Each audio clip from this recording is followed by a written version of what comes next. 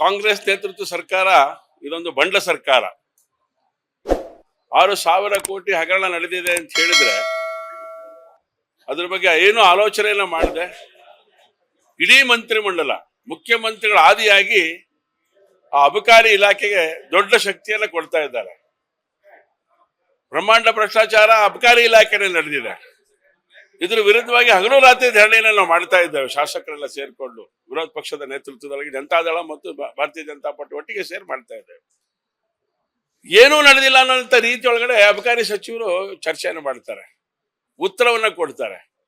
ಹಾಗಾಗಿ ಅದಕ್ಕೆ ಹೇಳಿದೆ ಇದೊಂದು ಬಂಡ ಸರ್ಕಾರ, ಇದೊಂದು ಲಜ್ಜೆಗೆಟ್ಟ ಸರ್ಕಾರ ಅನ್ನೋದಕ್ಕೆ ಇದಕ್ಕಿಂತ ಸಾಕ್ಷಿ ಮತ್ತೊಂದು ಇಲ್ಲ ಅಂತೇಳಿ ನಾನು ಭಾವಿಸ್ತೇನೆ.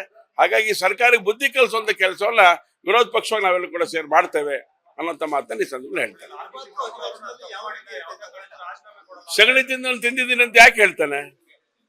ಹಾಗಾಗಿ ತಪ್ಪು ಮಾಡಿದವರು ತಪ್ಪು ಮಾಡಿದೆ ಅಂತ ಯಾಕೆ ಹೇಳ್ತಾರೆ?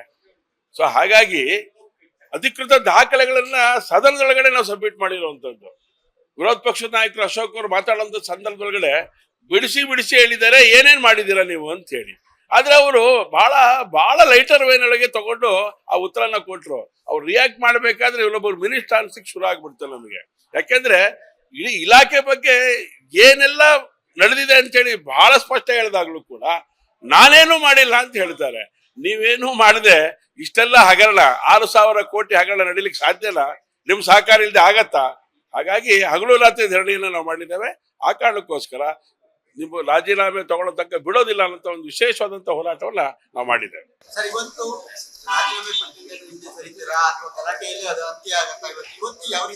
ಇವತ್ತು ರಾಜೀನಾಮೆ ಪಟ್ಟೆ ನಾವು ಪಟ್ಟನ್ನ ಸಡಿಸುವ ಪ್ರಶ್ನೆನೇ ಇಲ್ಲ. ರಾಜೀನಾಮೆ ಕೊಡಬೇಕು ಅಂತ ಏನು ತಿಮ್ಮಾಪುರ ರಾಜೀನಾಮೆ ತಗೊಳ್ಬೇಕು ಅಂತ ಏನು ಯೋಚನೆ ಮಾಡಿದ್ದೇವೆ. ಆ ಪಟ್ಟನ್ನ ಸಡಿಸುವ ಪ್ರಶ್ನೆನೇ ಇಲ್ಲ. ನಾವು ಇದರೊಳಗೆ ಯಶಸ್ವಿ ಆಗ್ತಿರ್ತೀವಿ, ವಿಶ್ವಾಸ ನಮಗಿದೆ. ಲೇಟೆಸ್ಟ್ ಹಾಗೂ ಇಂಟ್ರೆಸ್ಟಿಂಗ್ ಸುದ್ದಿಗಳಿಗಾಗಿ ಬಾಸ್ ಟಿವಿ ಕನ್ನಡ ಚಾನೆಲ್ನ ಸಬ್ಸ್ಕ್ರೈಬ್ ಮಾಡಿ. ಹಾಗೆಯೇ ಬೆಲ್ ಐಕಾನ್ ಪ್ರೆಸ್ ಮಾಡಿ. ಇದರ ಜೊತೆಗೆ ಫೇಸ್ಬುಕ್, ಇನ್ಸ್ಟಾಗ್ರಾಮ್, ಎಕ್ಸ್ ನಲ್ಲೂ ಮಿಸ್ ಮಾಡದೆ ಫಾಲೋ ಮಾಡಿ.